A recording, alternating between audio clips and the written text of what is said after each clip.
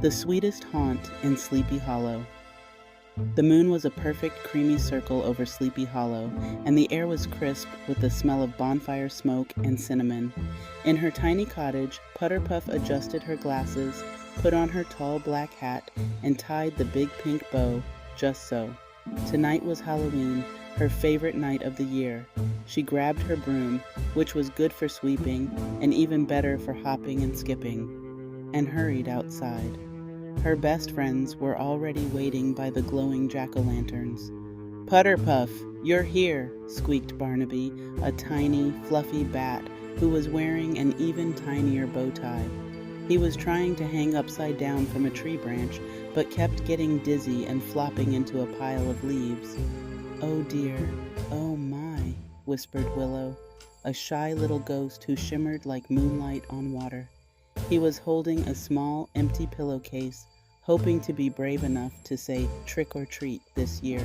"Right then, team," huffed Professor Gnorman, a very serious garden gnome with a long white beard. He tapped a tiny map.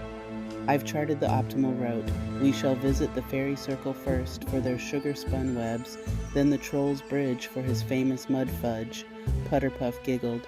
"That sounds wonderful, Professor. Let's go." With Putterpuff leading the way, the little group set off.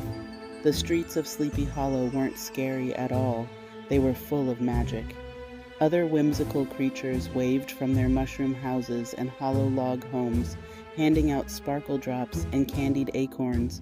Barnaby finally mastered his upside-down landing, mostly, and Willow managed a very polite "tea, trick or treat, if you please," at the home of a kindly vampire. As they reached the edge of the whispering woods, a loud clomp, clomp, clomp echoed from the old covered bridge. Willow hid behind Putterpuff's cape. "It's him!" A tall, dark figure on a great black horse appeared, but instead of a head, he held a glowing, grinning pumpkin.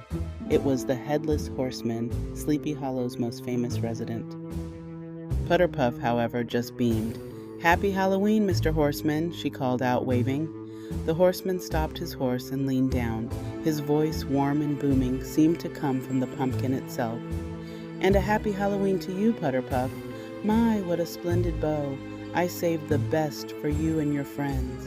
He reached into his saddlebag and gave them each a giant pumpkin spice-dusted chocolate bar. After thanking him, the friends sat on a nearby haystack, sharing their treats under the stars.